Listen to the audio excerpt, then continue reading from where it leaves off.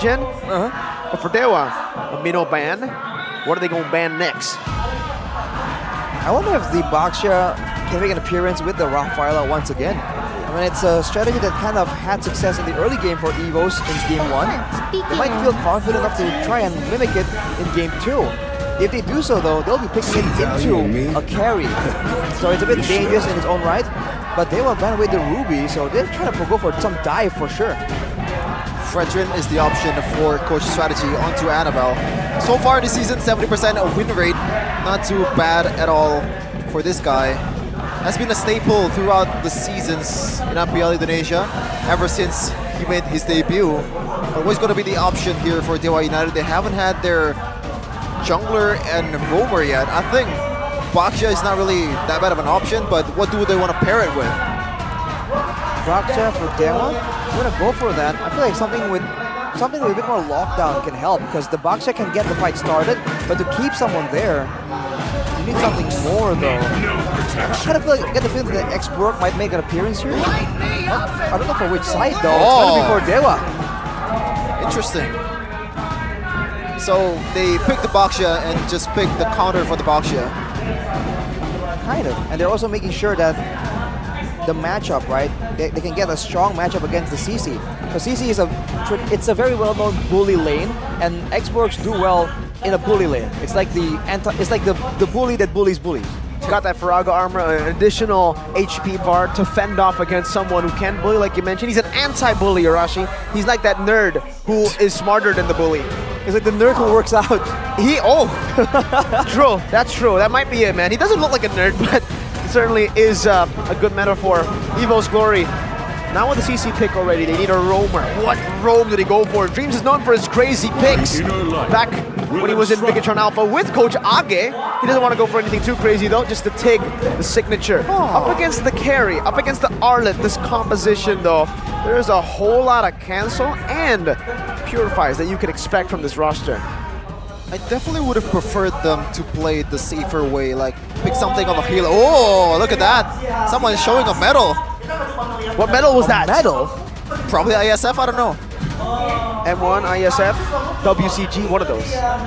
Team with a rich history is EVOS. A lot of legends were made in this team, but they're looking to seek their glory this time against DEWA United, looking for their first W. I thought you were going to say a lot of legends, but unfortunately no longer in their name. You can finish it like that. I don't have the brains. Well, we're going to go straight into the Land of Dawn right here. And I kind of fear for EVOS, man, because they have a more straightforward, normal draft. So now it's going to be, again, a battle of execution in the Land of Dawn. A match with the biggest stakes so far, EVOS glory. Will they be able to snatch a W this time, or DEWA United? Will they be able to solidify their position in the green zone in MPLID Indonesia Season 13?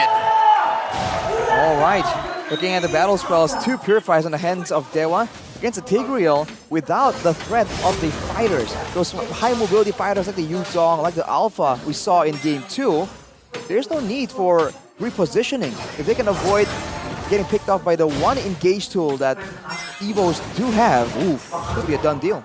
Some good damage from Clockhood early.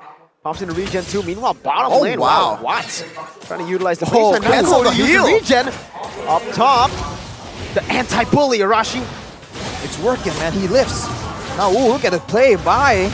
Oh, Dreams is gonna be lifting 2 members, Drian and Gary. Those are some heavy members, Drian. Oh my goodness gracious! Holds onto the flicker. Crazy patience. He might be. Dreams, another skill 1. Yeah. Another Terrify from Clockhood. Kaze misses the Terrify and will be zoned away from the minions. So far, good sign for DEWA United. Just bullies 2 lanes, top and bottom. This way, the pressure is not going to be available for EVOS to play with. We're talking about the mid lane again and again. It seems like he just isn't as familiar with this hero. We talked about how his specialty is that long distance. Vexana is kind of mid to close range, if anything. So I do wonder if this is something he's not comfortable with. He's going with a Rupture, so there's a lot more damage early on, and he needs that Wilderness Blessing to get around the map. For the side of EVOS though, Inspire for Natco and Clockhood, they want to try and get that utility as much as possible, because damage-wise, it'll be great, but it's not as critical. Dreams already chunked up real low. has to heal up a little bit and probably has to recall before he joined the team fight in the total. Meanwhile, in the top lane though, Dixon finally getting bullied. 3 people on the top lane. The Firaga armor coming in handy. Clockun actually stealing away the last insanity. Goes in for a few shots on the turret. Dreams gets chunked. That's a flicker from Drian. Oh! Dreams now shoves Drian back. No vengeance. Gary walks up. It's a one-man advantage for the Eternal Guard, knocking him up. Now with last insanity. Annabelle, well played. Still on point on the retribution. Clockun gets a trade though in the mid lane against Kaze. 1 for 1. But EVOS Glory get the neutral objective. I would think that DEWA has the advantage right there, but it seems that they're trying to chase too many targets at once, and they didn't really get any of those ones that got really low. And the fact that they lost out on the neutral objective, small win for EVOS. Again, they have to just maintain it, because we've seen that DEWA can falter if the gap in gold does get significant enough. Okay, so it's gonna be Carry and Harith in the gold lane. Rashi, later in the game, I think it's pretty obvious that this Carry is gonna be much more useful than the Harith, but like, what do you think? What's the interaction there, especially in a team fight, in a big team fight for Harith? Well, I think Harith does decent damage, and with the current itemization that's popular for Harith, you do a lot of true damage as well, but it's a lot more burst heavy for sure. And later on, against a Baxia, right, he'll be able to tank quite a bit of damage, and so can Dixon on the export. But look at that bot lane duel. An all-in from Natco. He might be able to get a solo kill here. A flicker from Dreams, catching 2. Gary Poissons. Drian shoved back. No final slash used up just yet. Drian will fall, finds the final slash, but Clockun comes in to take that kill. A lot of people might say kill steal. I say kill secure. Clockun. Annabelle, good sidestep. Wants to go for more. Gary zoned away, and Natco will be able to completely bully Watts here by taking a few more good shots over on the turret goal. Gary, though, doesn't want to let that happen. Zaman Force again from Natco. You can already hear the hope of these fans here in MPL Arena. EVOS fans just roaring in EXO Hall. Natco, though, having a very low cooldown on that Zaman Force. The fact that the Watt was even there to just walk up to the Harith and go for a 1v1 duel, that was definitely a miscalculation on their part. And I don't think they can really contest this unless they get a pickoff. We're going to Fluffy. Does a lot of damage. Last Insanity plays down as well with a vengeance, and it doesn't matter because he gets blown up. Now a 3-man jump back to the team. Dixon with a flicker out right now. That's going to be another Last Insanity from Clockun, who picks up a killing spree. Now onto Kaze. Clockun is absolutely massive. He is taking everyone down. Clockun just clawing everyone on DEWA United. He doesn't need a fang, he needs a claw. This time around, 1.6k gold lead for EVOS, and they're looking to capitalize on the absence of the Baxia in the blue buff. We're going to go to Clockun right now. Nope, just to clear out the wave. Annabelle is going for this purple buff. He still has the retreat, takes it, and slides away. DEWA United getting outsmarted. Annabelle, though, going in, getting the purple buff, even though Drian was able to reset it. Now it's just EVOS dictating tempo, and DEWA are just seeming kind of lost. Looking at the items, though, they're itemizing more towards physical defense. Natco, though, 1v2. 1v2, no problem. He says, I'll take those odds. Still jumping forward. Kaze, though, is looking for a play. Doesn't have the flicker to really make a big play happen. Gary is trying to look for a dive, but DEWA say, we're done. We're not going to go for more. EVOS are winning on all fronts. I think Watt has been pretty overconfident with his potential on the carry. I think that's probably because the fact that Natco, like, he kind of underestimated Narco in a way that, like, he's a newcomer here, and he should be a bit more. Oh my goodness, Clockun! Kill Clockun! What a mid laner! This guy always overshadowed by other mid laners, always a substitute, finally showing what he's got in the bag.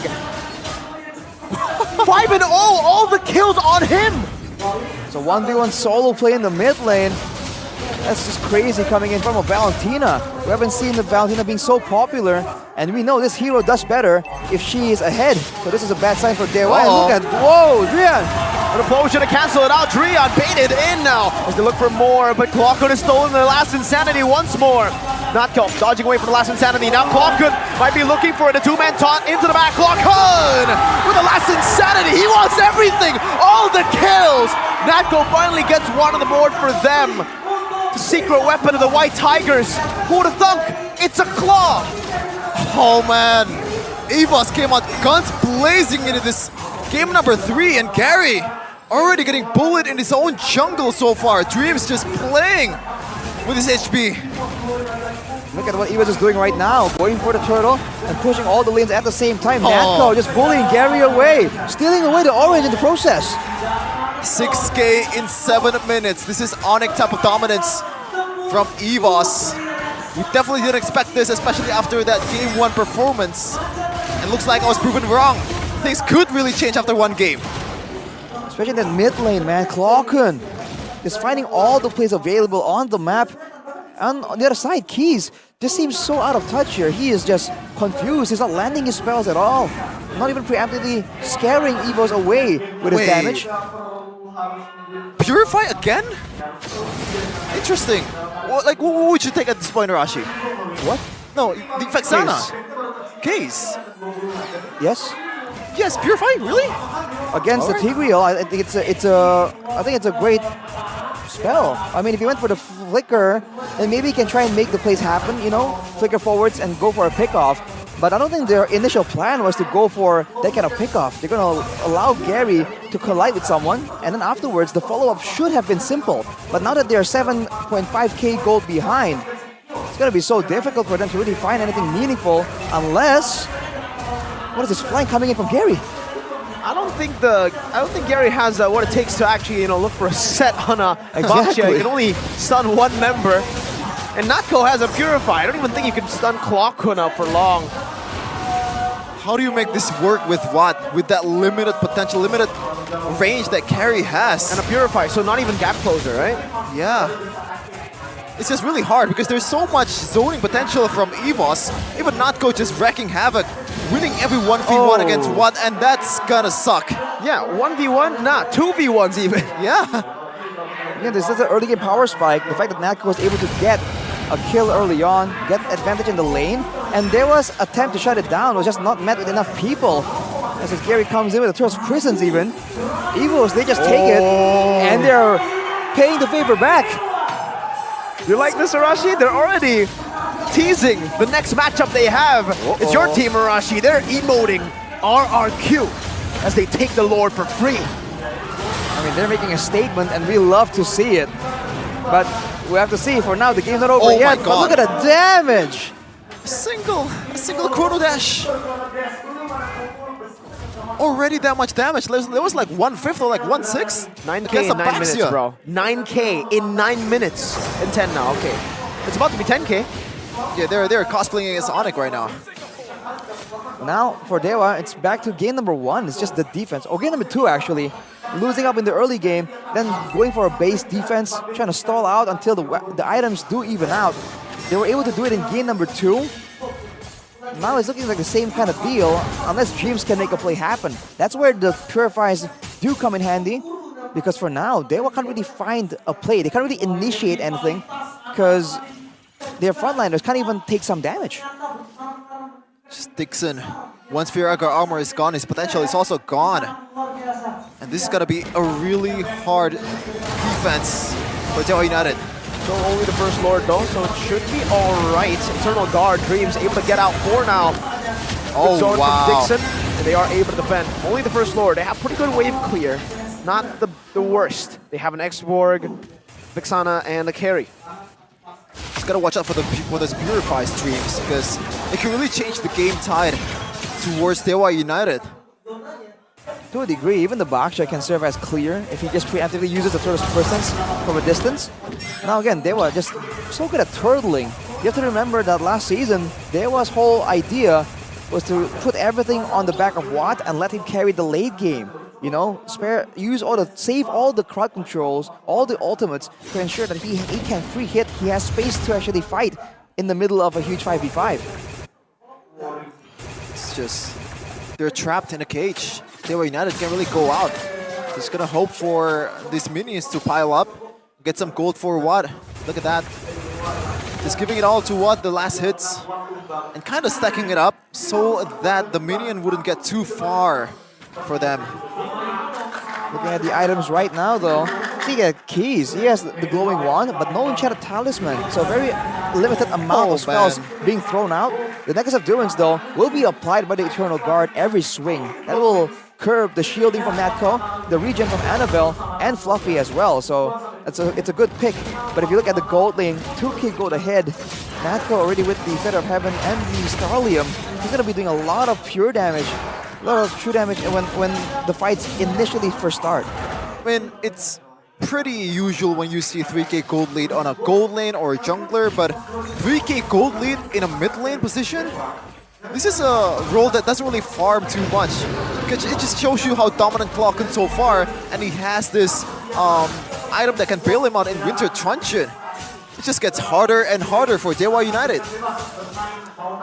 You have to wait until they get an opportunity, but for now, again, the only real man that can really maneuver is Gary. He might try and go for a steal here. It is a possibility, but they have to be really surprised, but Dreams might sniff him out. He will. Poissons. Dreams, the XBTR roamer, catches the XBTR jungler on position.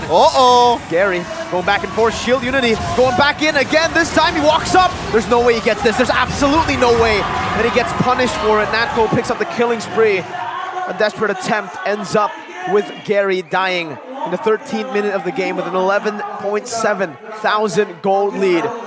Could this be EVOS Glory's first match victory in Season 13? It might be. It might be the first step to glory that they've been trying to build with this newfound lineup. All these guys are coming in and make a statement towards DEWA United. We're still here. We're still the legend of the game. We're still one of the best franchises in Indonesia. With Natco and James picking up more items right here. Divine Glee for Natco, more burst, and James with the Athena. Let's see if DEWA can defend.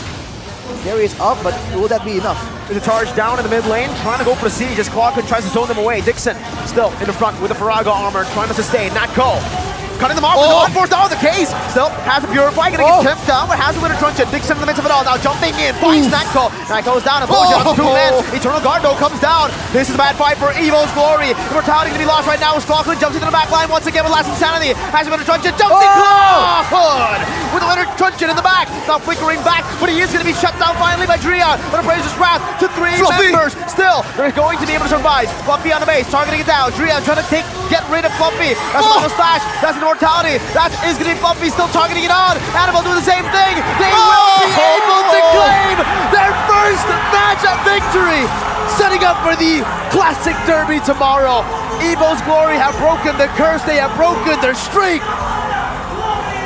The White Tigers finally retained their ranks once again in MPLID Season 13, showing class, showing a worthy gameplay of MPL against DEWA United.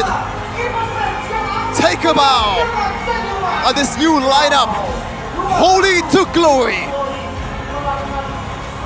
Finally, man, the moment we've all been waiting for.